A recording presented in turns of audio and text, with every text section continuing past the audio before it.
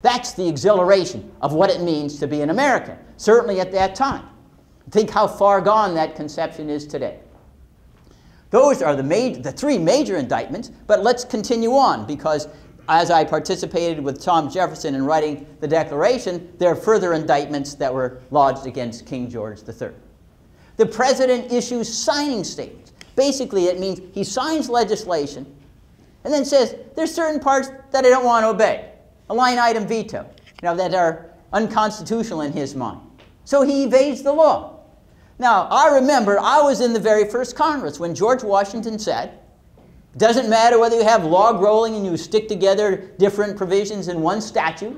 You either sign the bill or you veto it. There aren't any options. And what does Congress do when it sees its legislative authority being eviscerated? Because that's what happens, because the president then isn't forced to accept compromise, take all the bill or none. It yawns and says, gee, we're really sorry, Mr. President, you're doing that.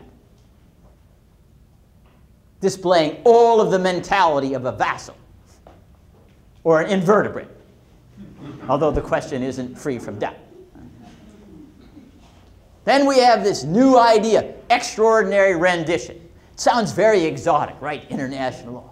Well, what really consists of is that if we don't want to inflict torture or other abuses on a prisoner, we detain them, and without any hearings whatsoever, we deliver them to Syria or Libya, and then we say, oh, they promised. They promised that they wouldn't conduct any maltreatment against the detainee. And so we believe them, no reason to think they would dishonor that trust, when in fact the entire life of those nations is doing nothing but dishonoring everything they represent in their constitutions and otherwise. That is, their law is honored in the breach rather than the observance. And yet we go ahead with these extraordinary renditions and send people to be tortured. We had one, Maher Arar. He was a Canadian citizen who we had dispatched indirectly to Syria for torture. And when he came back, the Canadians apologized, said this was wrong, paid him $10 million, and he sues in the United States because our complicity in the torture. State secrets doctrine, which is another indictment. The president says, sorry, if we are to defend against Mr. Arar's lawsuit, the administration argued we would have to disclose who participated in the decision to send him to Syria.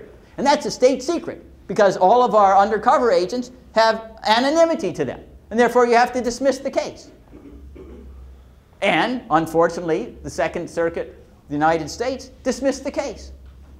I mean, this is turning the rule of law into an engine of injustice under the name of the president, invoking state secrets doctrine.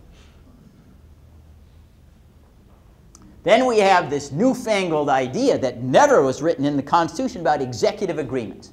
Now, one of the things that we understood at the Constitutional Convention is that we did not want to give the president alone the authority to negotiate treaties. We said, no, the temptation is that he will turn perfidious towards the interest of the United States, and therefore the Senate must ratify the treaty.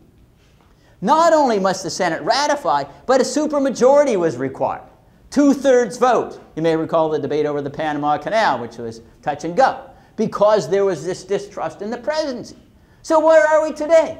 The president just makes executive agreements on his own. That's our status of forces of our troops in Iraq.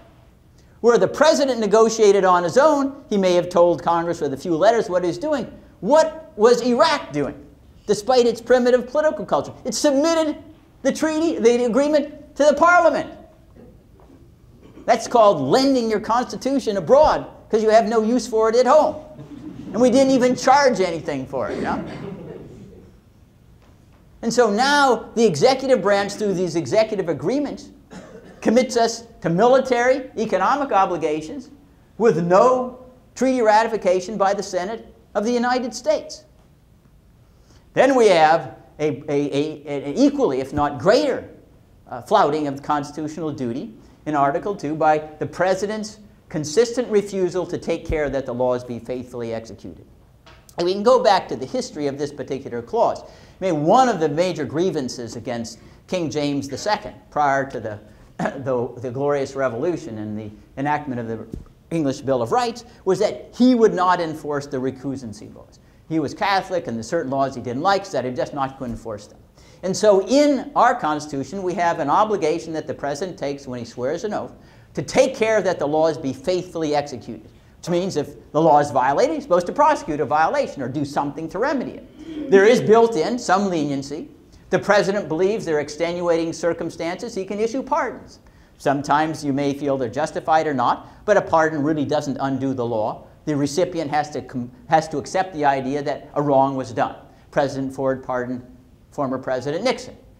It was unpopular in many circles, but President Nixon had, in accepting the pardon, agreed that he really didn't have authority to order burglaries and do other things that were the subject of the investigation at the time. But we now have presidents who basically say, hey, if it's politically inconvenient to prosecute, I don't want a pardon, I just will shut my eyes to the law. There were probably thousands of violations of the Foreign Intelligence Surveillance Act in the years after 9/11, which enabled the president to spy on American citizens without judicial warrants. A president says waterboarding is torture, but I really don't want to enforce the law. There's obstruction of justice. The president says, well, you know, I could lose some Republican support, so I don't want to enforce the law. I don't want to issue pardons either. I'll just decide the law doesn't exist. See, that is the escape of responsibility, to faithfully execute the laws. And so we have basically a president able to pick and choose whose violations get prosecuted and whose not. I mean, I used to read about that situation when I was enamored of Gulag Archipelago and Alexander Solzhenitsyn in the Soviet Union. This is the United States of America. If you don't want to prosecute, pardon. Take the political heat, and the person has to accept they did something wrong. Now we've enshrined into our practice the idea that, no, torture isn't so bad, extrajudicial killing's not so bad, just have a friend in the White House and you can get away with it. No, that sounds to me like banana republics in South America that we condemn all of the time. Condemn all of the time. Then we have the emerging, what I would call, vintage of the police state. The search, the surveillance, the gathering of intelligence against Americans, totally in violation of the Fourth Amendment prohibition against unreasonable searches and seizures. And since I helped actually draft the amendment, because in my first term in Congress, shortly after the Constitution was ratified, the very first task that I imposed upon the House of Representatives was drafting the Bill of Rights, and the Fourth Amendment was one of those. Indeed, it was this idea of encroaching on the right of privacy that was the spark that led to the American Revolution. The idea that King George III could get general writs of assistance, unilaterally send petty officers to search all homes searching for contraband, that provoked the American Revolution. As John Adams said, my compatriot, even though I wasn't always sympathetic to his political views. So the Fourth Amendment prohibits the government from unreasonable searches and seizures, and that it requires judicial warrants in order to gather evidence of crime or to arrest someone suspected of crime. And the Fourth Amendment clearly intended that you would have to, before you invaded someone's right to privacy, the right to be left alone, the government had the obligation to show some reasonable suspicion you were implicated in crime. Not that you had bad thoughts, you know? Not that it was conceivable if you waited around 100 years you might say something untoward, but they had to have real concrete evidence. Because what we understood as founders, that the right to be left alone is the most cherished right among civilized people. The most cherished right. The government doesn't get to look at what you're doing. It can't go on the internet and seize things just because it's curious. We understand that there is inherent a timidity among many people if they believe that someone will be able to look at everything they're doing. Because there are lots of things in life that we do that may be embarrassing but aren't criminal. And we don't want to have a sort of Damocles held over our head by the government that says, oh, you do something that we don't like, we'll leak out, like the Stasi, all the bad things in your background. Because that undercuts the robustness that we want in our citizenry to examine critically the government and exercise their right to censure the government. As I said, in a republic, the people censure the government. The government does not censure the people. That's what a republic is about. And that's what's been flouted. Think right now of all the information that the government of the United States gathers about us without any warrants. I think Google now gets 6,000 requests a month to identify all the sites that you visited. There's no probable cause, no judicial warrants. The government just says, hey, we're interested in snooping. Give us that kind of information. And because the Fourth Amendment has been interpreted in a very crabbed way by the U.S. Supreme Court, the right has been hollowed out. Because it said that if you've exposed any of your information to any third party, even an internet service provider, Fourth Amendment doesn't apply. Government can go snoop and build dossiers, whether or not they had any suspicion that you were implicated in crime or other wrongdoing. That's just totally contrary to our idea of government where the citizen needs to be left alone unless the government shoulders the burden of showing there's an urgent need to prevent some antisocial conduct.